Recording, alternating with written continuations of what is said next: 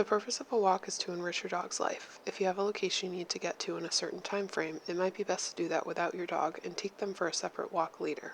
Walking perfectly in line and focusing on you doesn't allow your dog to get everything they could from the environment. They should have opportunities to exhibit species-typical behaviors like sniffing and moving at a comfortable pace. Most dogs' preference would be to trot to an interesting scent, walk around and sniff it for a while, then trot to the next interesting scent. The type of equipment you'll use will depend on where you're walking. When it's safe to do so, walk your dog on a long training leash, not a retractable leash. They're not safe and they encourage pulling. On neighborhood walks, in stores, on sidewalks, near streets, or in busy areas, a 6-foot leash will be great. A comfortable back clip harness is best, especially if your dog is still learning to walk on a loose leash. A leash attached to a collar on a pulling dog can damage their trachea. To manage pulling in the meantime, we recommend a front clip harness.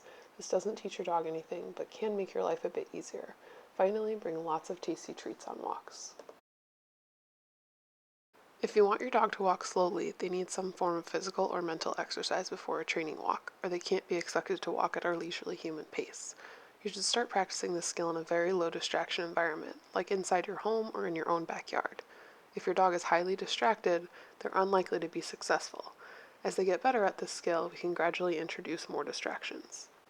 Start off leash or on a long line to give more freedom. Imagine a circle around you, maybe 5 feet in diameter.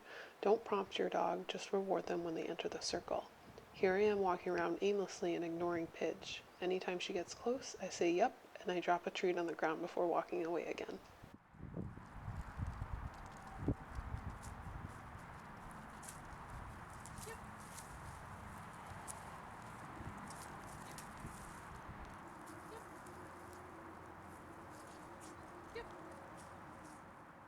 She quickly figures out that being near me pays off. When she starts approaching me more quickly, I'll start to raise the criteria by letting her walk inside the imaginary circle for a few seconds before I reward her. When they begin spending more time near you as you walk around, you can start to move on to practicing on a shorter leash.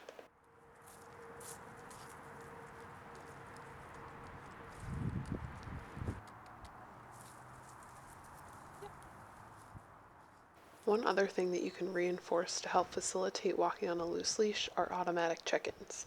That's just any time your dog looks at you or checks in with you without prompting.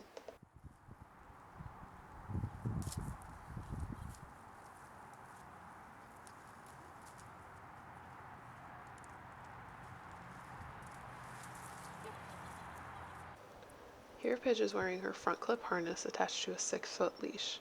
At first, every second that she walks with me, I say yes and treat her. As she becomes better at this, I start to wait for her to walk with me for 2 seconds, 3 or 4 seconds, and so on, eventually rewarding her randomly. Here she gets a little caught up with sniffing, and that's totally fine. I love when she sniffs. I'll stop and let her sniff as long as she wants, as long as she's not putting tension in the leash.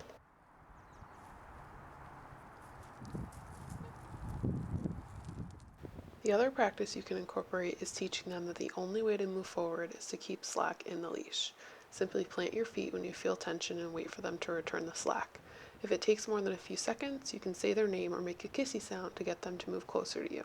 Since you can't possibly be 100% consistent with stopping, it's best to have a uniform that tells the dog when this rule is in place.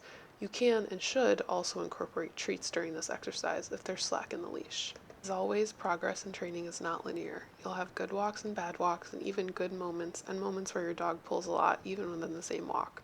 Over time, bad walks will become fewer and farther between, and you'll enjoy your walks as much as your dog does. Remember that practice makes permanent.